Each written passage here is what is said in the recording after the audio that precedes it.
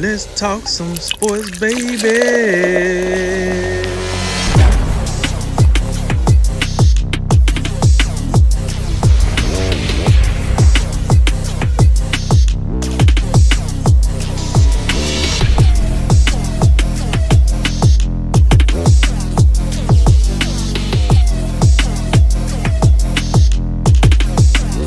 And remember, make tomorrow better than today and make today better than yesterday.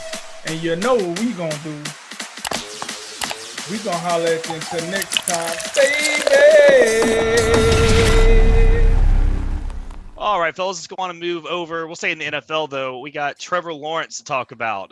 The much maligned Trevor Lawrence sweepstakes has come to a close. The New York Jets won their last 2 games and knocked off the Rams. And then I don't remember who else they beat this weekend, but it was great because they won. The Browns. They beat the Browns without any of their receivers. That's right. And meanwhile, the Jaguars continued on their trajectory, and it has now been solidified. No matter how the last Week 17 goes, the Jaguars now hold the number 1 overall pick and will likely select Trevor Lawrence, assuming he declares for the draft. So this has obviously been a big topic. There's been talk of tanking and changing the lottery, and if he would have been better off in New York, better off in Jacksonville. Should he hide? Should he fake his own death? I mean, I don't know. There's all kinds of storylines with it. So we'll just go ahead and open it up, Jay. What do you Jaguars got the pick, Jets missed out. What do you think about it? I gotta go. Yeah, I gotta be off topic here. I meant to get this in the first segment, but since you brought up the Browns and then no wide receivers, anybody who out there crying about the Browns not having no wide receivers and playing against the Jets, if you were silent and turned a blind eye to when the Denver Broncos had 0 quarterbacks, I don't want to hear from you. If you are one of those people, I hope your internet gets cut out for the next 3 months. I hope you don't get no stimulus checks. That's how serious this is. I don't want to hear about it. Oh, not the stimmy. You played. You can't take the stimmy. You played. I hope. Okay, how about this? I hope you get $600, not the $2,000 they're trying to get now. Okay. I hope. Okay. Listen, the New York. You couldn't beat the New York Jets. The Jets don't have wide receivers either. They don't have plenty of positions they don't have, and we quarterbacks, wide receivers. It's different. Now, Trevor Lawrence. I think the fact that Trevor Lawrence.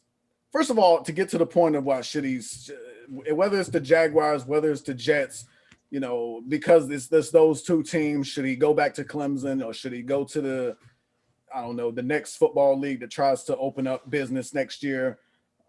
No, Trevor Lawrence, if he wants to come out and play football in the NFL, if he wants to do it next year, just come out and do it. It shouldn't be regardless of any team.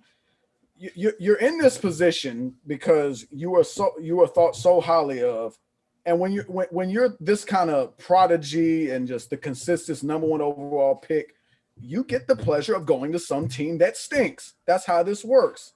And the thing about it is, I think Jacksonville actually securing the number 1 overall pick, I think that could work to Trevor Lawrence's benefit for a couple of reasons. I think the New York market. I think that's tough for any player. Sam Darnold, he struggled with it a little bit right now, and we know, especially with the Jets. The Jets are they're a second-tier organization. They don't have any clue really what they're doing. I mean, they got one owner who he's supposed to be the ambassador to somebody. His brother runs the team. He doesn't really know what's going on.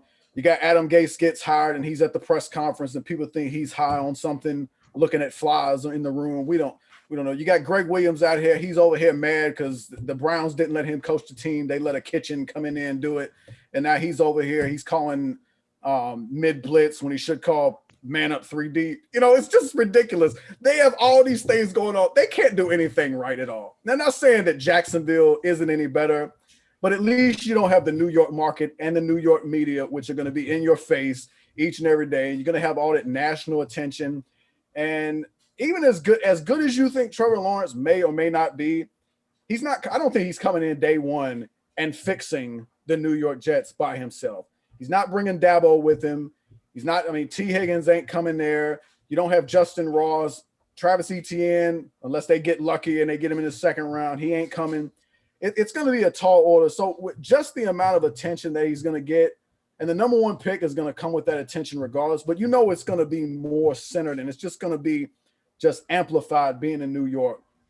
It's not going to be that way in Jacksonville. And just Jacksonville fans, I mean, they'll accept anything. You come in there and you go about 5-11 next year, they will think it's the next best thing smoking.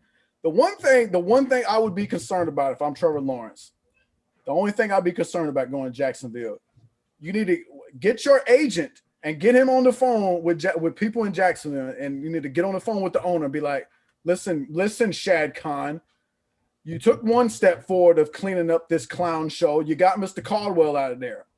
You fire then Cody can jump in if you want to keep Keenan McCardell, maybe some of these legacy dudes who got some pull in the that's community. about it. You covered it. That's it. Okay. Everybody else. Mall Dad Doug, Jay Gruden, Ben McAdoo with his hair product, everybody out. Forget Todd Wash. Todd Wash, that defensive coordinator who is so bad. Oh, there is not verbiage in the English language that can describe how bad he is. They all have to go. You have to get someone else, some new, young, innovative offensive mind. I don't care who it is. Get this man Eric Bieniemy down there so we can get more diversity. Give me something. Give me something, because this whole trifecta, this holy trinity that they thought would work for some reason with Doug Marrone, Jay Gruden, and Ben McAdoo, it's terrible, and it's not going to work. You have to completely redo this thing, just like I said they should last year when you had them free agent reports about people. You know what? Tom Coughlin and his regime was so oppressive and ridiculous that now the NFL Players Association said, do not come to Jacksonville. And you know how bad it got, right? That you got Cody down here in an utter rejoicing about the great signing of one Joe Schobert. That's how bad it was. That's nice. Your big headlining free agent acquisition. You have to redo everything, get all the coaches out of here and bring in a whole new regime. Young, like, I don't know, anybody that's young and has any type of innovation that can come along with them, get some young blood in there, just like your quarterback. And listen, it's Jacksonville. They got a pool. They got low expectations. It ain't gonna take that much to get some positive energy in there, and that's about it. I think going to Jacksonville, I think it's gonna be fine for Trevor Lawrence. I really do. So yeah, to piggyback off what Jay was saying about the pro and cons of New York and Jacksonville, I'm not gonna go through, but I'm gonna tell you he right on with that media. He right on with that. And another thing I want to add is the weather. Here's the deal. Trevor Lawrence is from Cartersville, Georgia, right? So right. 5 hours away. So he has been, and he went to Clemson. Now Clemson can get a little cold because he's in the mountains, but for the most part, it's a warm weather area. And then he plays in the ACC. Yeah, they might get a frosty night in Boston College, a little frisky one in Syracuse, but for the most part, when he's playing, down the southern part of the ACC, pretty nice weather. Going to Jacksonville, what do you know? Pretty nice weather. What else comes with Jacksonville if he go there? Most likely Urban Meyer or Dan Mullins, from what I hear. So they've been talking back and forth a little bit. We know Dan Mullins used to be Urban Meyer's offense coordinator back in the old glory Tim Tebow days and the Percy Harvin days and all that. So they have a rekindle. For all I know, maybe Dan Mullins go be an offense coordinator in the NFL. Dan Mullins did say this. He said in 5 years, college football would not be the same. I don't know exactly what he meant by that because he didn't dive into it. It seems like he sees something coming that's going to be detrimental. So he's already looking towards the NFL. We know Urban Meyer pedigree. Urban Meyer is not coming back for a college job unless it's like Texas or USC, something glamorous, right? He wants an NFL job. What's the best way to sell Trevor Lawrence? Hey, Trevor, you can come to Jacksonville and we're going to bring in Urban Meyer. All right, sign me up. Because without a doubt, Trevor Lawrence is familiar with what Urban Meyer do. Everybody in college football is familiar with Urban Meyer do. You know what I'm saying? He's one of those guys that came in, put his thumbprint in the SEC, put his thumbprint in the Big Ten, put his thumbprint in whatever conference, I think it was Mountain West or whatever Utah was part of back in the day. So we know who he is. So I think Jacksonville getting this #1 pick was just better overall for everybody than New York. Because first of all, you don't want to deal with the media. Then you don't want to deal with the lack of leadership they got going up there. And then the weather. Oh, by the way, now you gotta, instead of you getting this nice swimming pool you got in Jacksonville, you gotta go share the stadium with the Giants. Oh my God. So, it's a lot. You dive into this and you actually pull the layers back like that fresh onion. If I'm Trevor Lawrence, I'm like, thank you, God. Matter of fact, let me go to church 3 times a week because he got hooked up. Because ain't no way you're gonna convince me that the Jacksonville Jaguar job is worse than New York, unless you're talking about, well, look at all the things you could do outside of football in New York. Okay, cool. Ask Odell Beckham how they work out for you, because he's a superstar. Yeah, he fell right off the face of the earth as a football player because he wanted to be a model. He wanted to do this. He wanted to have this Nike deal. I ain't mad at somebody getting their money. But it's one thing LeBron said, he says all the time, and Michael Jordan kind of confirmed it. The main thing is the main thing, meaning whatever brought you to the party and gave you all this extra stuff, you have to make sure you stay at that party. Yeah, I understand it's a little easier for basketball players maybe than football players, but still, you have to stay focused on the main thing. I think New York is an area where it's very easy to stray away from that, because there's so much going on in New York. So when you come in with a guy with all the hype in the world like Trevor Lawrence, my man been hyped up since a junior in high school. He came to Clemson. I was ready for him to part the Red Sea because that's how bad they was hyping him up.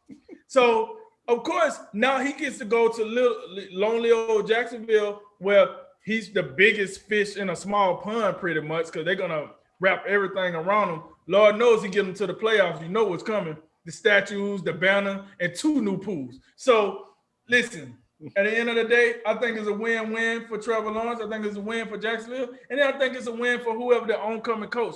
And, just like Jay said, I do think they're going to get a new offensive-minded coach.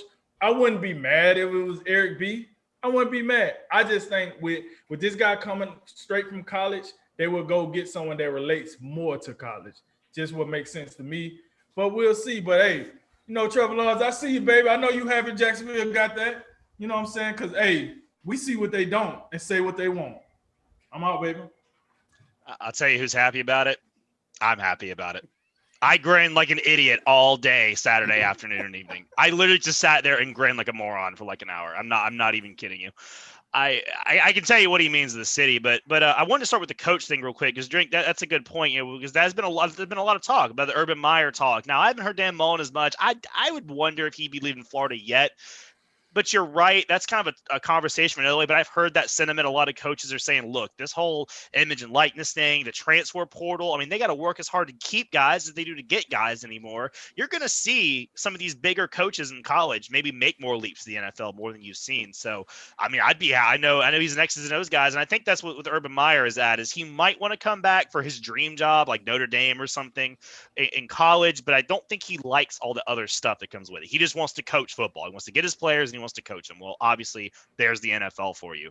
I don't know if you would be wanting to, it would require giving him a big, huge, like control, like almost a Bill Belichick type role. Maybe they would, maybe they wouldn't. But I can tell you, as someone who's watched every snap of this team for a long time now, he would be the second best quarterback in the history of the team before his plane landed.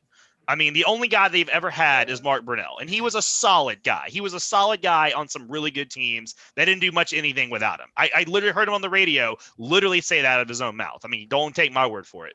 But if you look at the whole history of the franchise, they've never had a superstar. There's never been a guy that put the team on the map. They've had a couple good teams. I mean, the late 90s, they got really good really fast. The Morton Anderson mess, sent them in the playoffs. And then, if it wasn't for the Titans, they probably went to a Super Bowl like 3 or 4 years in. But, I mean, their best player is Tony Baselli. He might get in the Hall of Fame, maybe. I mean, Fred Taylor is the biggest name they've ever had.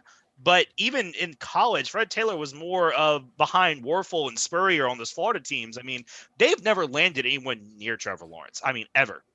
And I know with the hype Trevor Lawrence gets, I mean, you're right, Drink. I mean, a lot of people think this started in Clemson. This started in like quarterback camps and like in freshman of high school. I mean, this guy has been talked about by scouts and talent evaluators since day one. I mean, he is basically on like LeBron's trajectory. I don't know if he can be that guy. That's a hell of a mountain to put him on. But when you're talking about that kind of a prospect, I mean, there's not many franchises that have had a chance. I mean, you're talking about Elways and Mannings and Lux. That's the level we talk about. But I can tell you this: like a lot of people clown Jacksonville, and you're absolutely right. They've been atrocious for 10 to 15 years. I mean, they have had one winning season since 2007. But I can tell you that this team, I mean, has nice weather, has super. I mean, you're talking about weather. Well, how about the taxes and the money? I mean, that contract goes a lot further down here. You can buy an entire golf course down here for what that studio apartment would be in New York. So, chew on that for me. But they have the roster is not talented, but it is very young. It's a very easy roster to sculpt however you want to make it. They have 2 first-round picks, and if the Rams miss the playoffs, you get 2 pretty good first-round picks. You've got another higher pick from the Vikings coming up in this draft as well. You're going in with the most salary cap space, the youngest roster. The offense already kind of has something coming together with DJ Chark and James Robinson, Laviska Shenault. The offensive line isn't as bad as people think. The tackles maybe are questionable. You might not want to pay Cam Robinson, but the offense is already kind of there, and we all know that it's easier to build a defense than it is to build an offense. So if you can get the right guys in, you make the right decisions, man, I think he can get in a really good situation here. I really think he could be the reason this franchise is still here in 5 or 10 years. I really think that's how important he is. I mean, would he be big for the Jets too? Of course he would. He'd be good for almost any franchise. It's not like the Chiefs, basically. I mean, like, that's the only team that wouldn't want him right now. But he's going to mean so much to the city. And I think in the NFL, you want all your teams to be good at some point. It's not fun to have a team or two that just always sucks and is never any good, So I think he can get in a good situation, but the team, they've got to make the right hires around him. And Shad Khan to this date hasn't done that, but maybe he's ready for a change. And let's hope so, because if they don't put the right situation around him, he's only going to be so good. So we'll see what they do. But hey, they got the first pick, which has never happened before in the history of the franchise. So we'll see what they do with it.